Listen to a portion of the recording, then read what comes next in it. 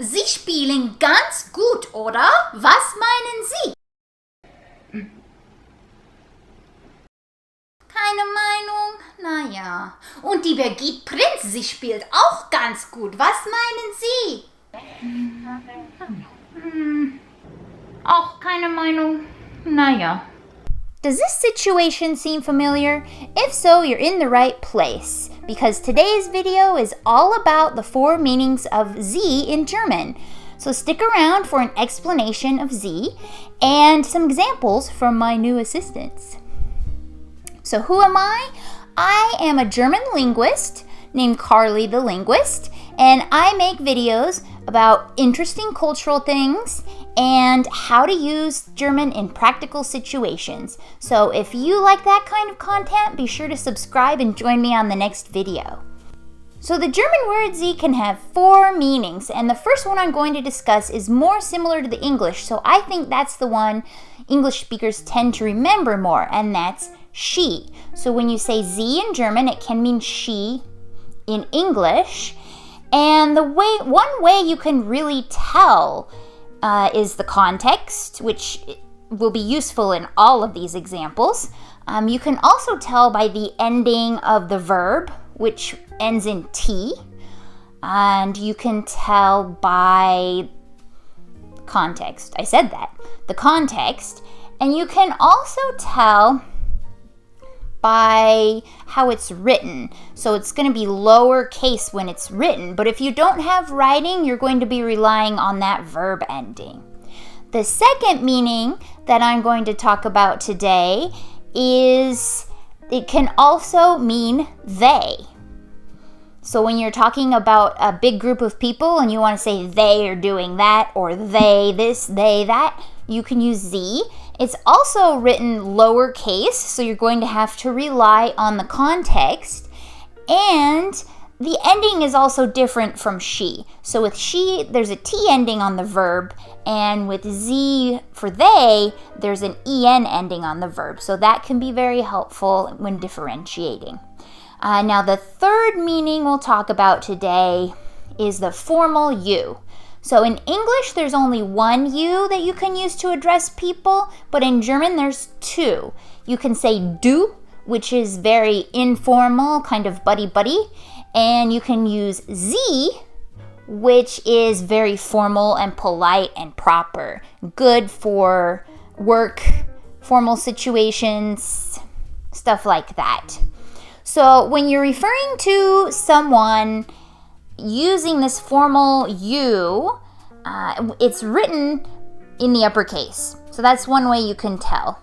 Now, just like the usage with they, the verb with the formal you is going to have an en ending on it.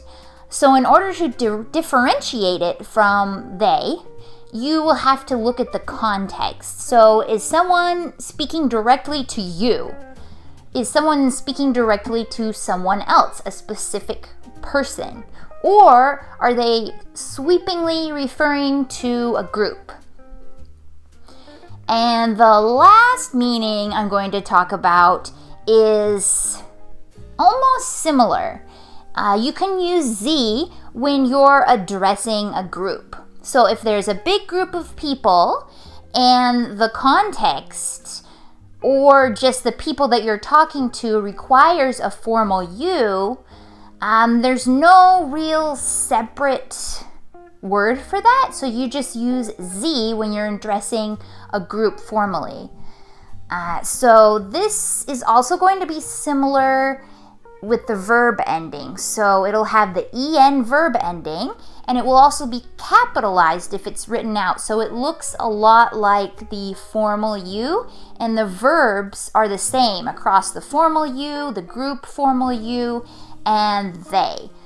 So again, you're going to have to rely on context, and a lot of the time Sie is used when giving a presentation to people, right? And when in English you would say you, this presenter is going to say Sie. So now that you have a little background, let's look at some examples. And I would like to use a very simple German phrase to illustrate this. So it's kind of interesting to just go around and people watch, right? And when you do that, maybe you would say, what are they doing? What are you doing? What is she doing?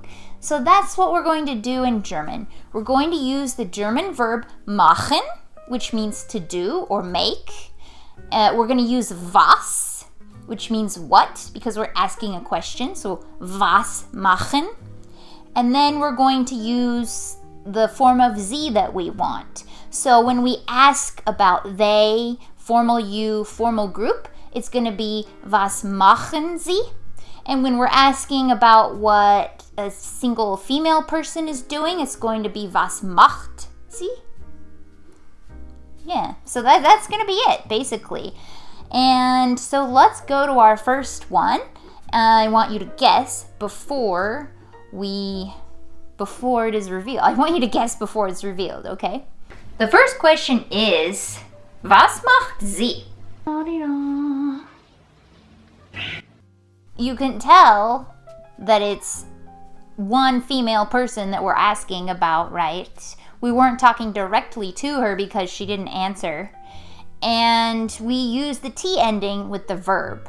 So that's a dead giveaway that you are dealing with a single female sie.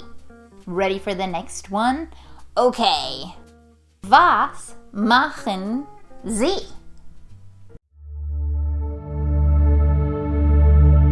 But you can tell it's the they, sie, right? Because we were referring to a group. I was not giving a presentation to them, clearly. And we were talking about them rather than to them.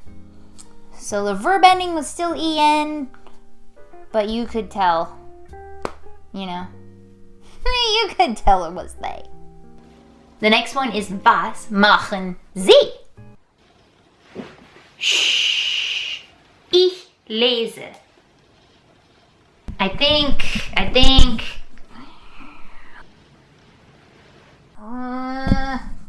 It's a little upside down. Shh. So clearly I was directly addressing this person. This person answered me.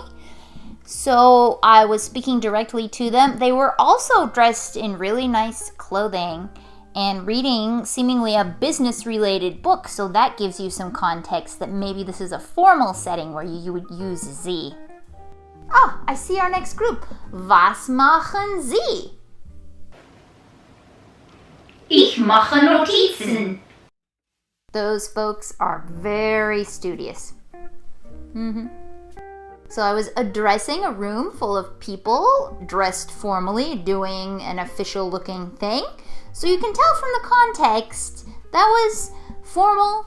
It was a group of people that I was addressing, and we used the en ending. So clearly, this is the sie being used to address a group. So that's it. That is the 4 meanings of sie and how to differentiate them. If you have any additional comments or questions, let me know below. I'll try to answer questions as I can. I know I've been missing in action for a while, but I'm getting back into YouTube, so I'm excited to connect with some of you guys. And stay tuned for the next video. Tschüss! You ready? Yeah. Ah, the cat. No!